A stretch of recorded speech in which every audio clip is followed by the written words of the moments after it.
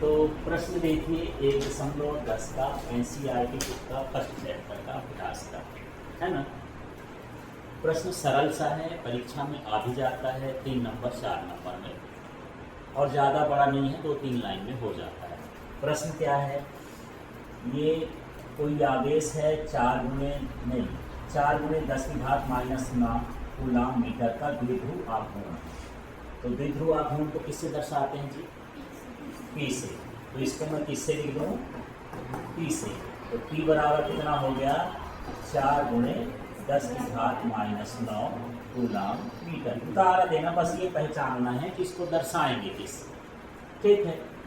फिर यहाँ पर वैद्युत द्विध्रुव के 5 गुणे 10 की घात -4 न्यूटन प्रति कूलाम के किसी एक समान विद्युत क्षेत्र की दिशा में।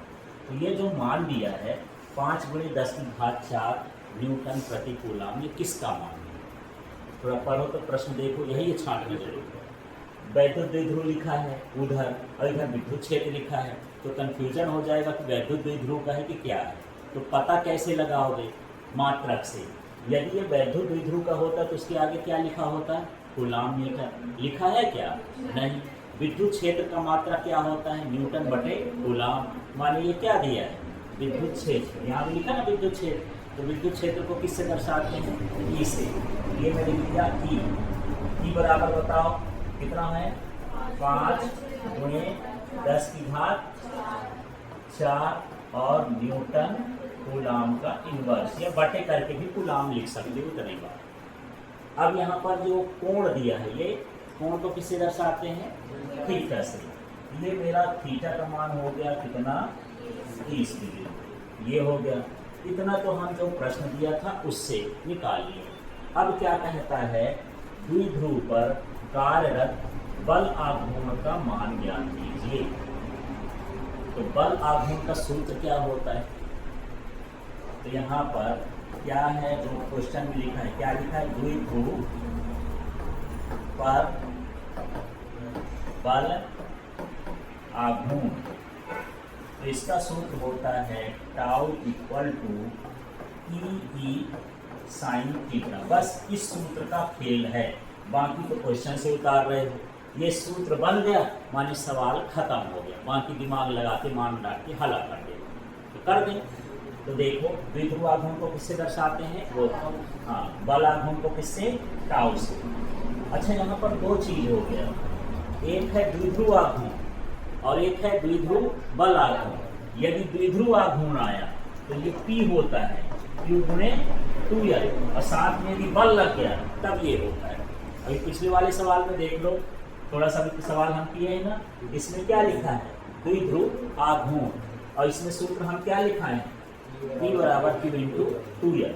अब इसमें एक शब्द चेंज करने से सूत्र बदल गया। द्विध्रुव आघूर्ण की जगह पर क्या हो गया?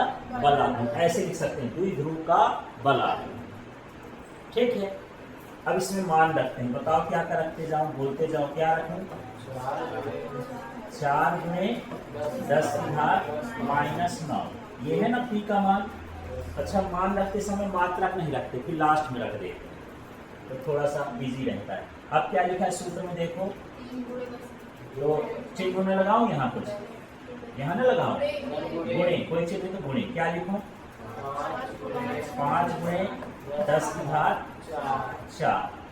अब यहाँ पर क्या लिखा है? साइन। साइन लिख देंगे। फिर क्या लिखा है? थीटा। थीटा का मान कितना होता है? 30 डिग्री।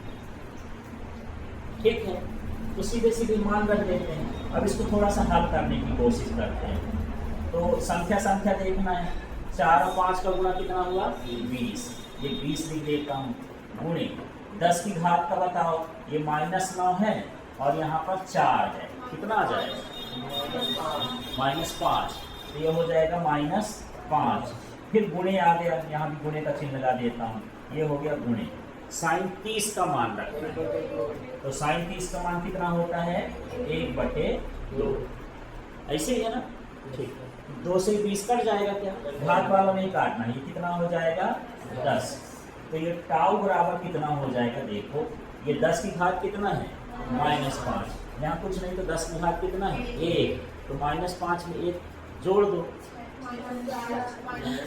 -4 जोड़ने के लिए बोला तो जुड़ गया है ना, पर लिखेंगे तो ऐसे ही -5 और +1 है ना, -4 आएगा, ये हो जाएगा 10 की घात -4। अब बात होती है इसके मात्रक की, तो इसका मात्रक होता है न्यूटन मीटर, क्योंकि बल आघूर्ण का सूत्र होता है बल गुणे दूरी। क्या होता है? बल गुणे दूरी, लंब दूरी होता है। तो बल का मात्रक न्यूटन, दूरी का मात्रक मीटर, इसका मात्रक क्या बनेगा? Newton metre. इस तरह से इस सवाल को करना है। कठिन है क्या?